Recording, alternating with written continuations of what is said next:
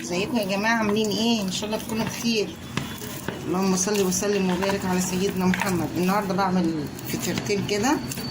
دول نص كيلو دقيق يا جماعه، بس معلش النور كان مقطوع ساعه ما كنت بعمله، ف انا لسه في بدايه العجين يعني. دول نص كيلو دقيق، حطيت عليهم معلقه سكر وربع معلقه صغيره ملح وميه. الميه انا مدفياها، ودي الكوبايه هي اللي انا يعني بعاير بيها بس. ودلوقتي انا بعجنه اهو. لازم تعجنيه كويس عشان يعمل معاكي ايه، عرق حلو كده.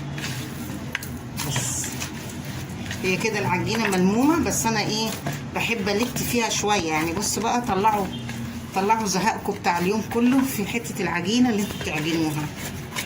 بس كل ما هتعجني كل ما هيديكي نتيجه افضل ونتيجه حلوه. كل ما تضربيه كده في الطبق وبتعجني فيه وبتهرسيه كده، كل ما بيديكي النتيجه الحلوه في الاخر. طلعي بقى غلبك فيه، غلب العيال بتاع طول النهار طلعيه في حته العجينه دي، بس هيديكي نتيجه حلوه. بصي انا ما بدلقش ميه كتير، انا مجرد ان انا ايه بحط ايدي في الميه كده وبسقسق حاجه بسيطه، بشربه كده حاجه بسيطه، يدي معاكي عرق ويبقى حلو قوي. بس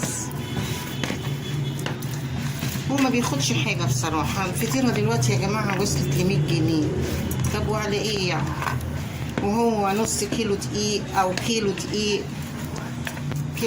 ب 18 ولا 19 جنيه، هيعمل لك 3 فطيرات ولا 4 فطيرات بومان على الاقل انت عاملاه بايدك يعني.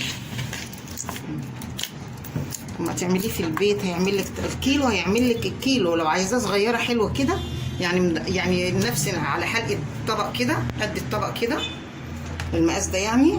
هيعمل معاكي 5 فطيرات. الكيلو هيعمل معاكي 5 فطيرات. عايزاها كبيره في صينيه مثلا مقاس 32 36 هيعمل لك 3. هيعمل لك 3 و3 مستريحين يعني.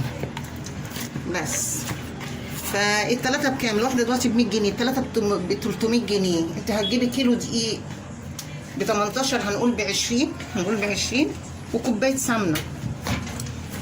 بس لو عندك قشطه اللبن حطي قشطه اللبن مع السمنه.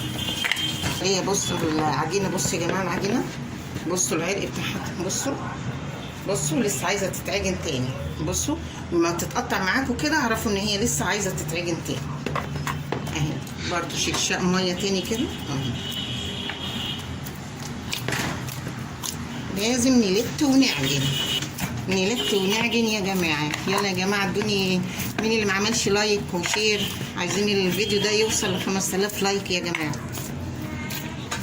يلا يا اللي بتتفرجوا، انا شايفاكم محدش بيعمل لايك ليه؟ ادوني لايك عشان يوصلكم كل جديد. يلا يا حبايبي يا حلوين، وقولوا لي انتوا بتتكلموني من انهي بلد.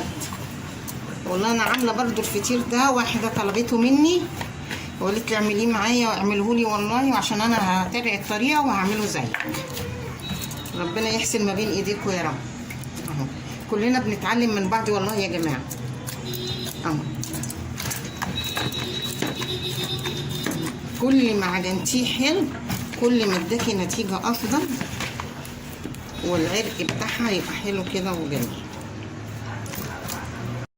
تاني يا جماعه، وقطعت الفطيره اهو برضو اهو. تحطي واحده بتورقيه كده، وبتحطي واحده جوه واحده. هو ليه كذا طريقه بتتعمل بيه، بس انا بحب اعمل الطريقه دي لان بتبقى التوريقه بتاعتها حلوه في نفس الوقت خفيفه وحلوه اهو. بصوا ادي بصي الكوره صغيره كده، بتقطعيه زي ما انت عايزه بقى. عايزاها كوره كبيره، عايزاها كوره صغيره، زي ما انت عايزه. دي التقطيع ده بتاعك انت. افتح لي نقطه زيت كده يعني وانا بقى اعمل الكوره اهي اهو.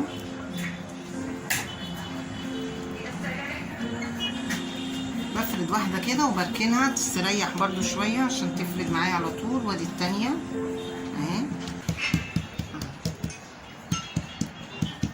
انت بتفرديها بالزيت كده، الزيت بيجريها معاكي جامد وما يهمكيش انها اتقطعت. القطع ده يا جماعه ما فيهوش اي حاجه، كله بيتدارى جوه بعضيه. حبيبتي وحشتي. بقى الفطيره بعد ما اتخبزت يا جماعه جميله اهي، بس انا هسقيها باللبن. بصوا انا هسقيها باللبن قدامكم اهو.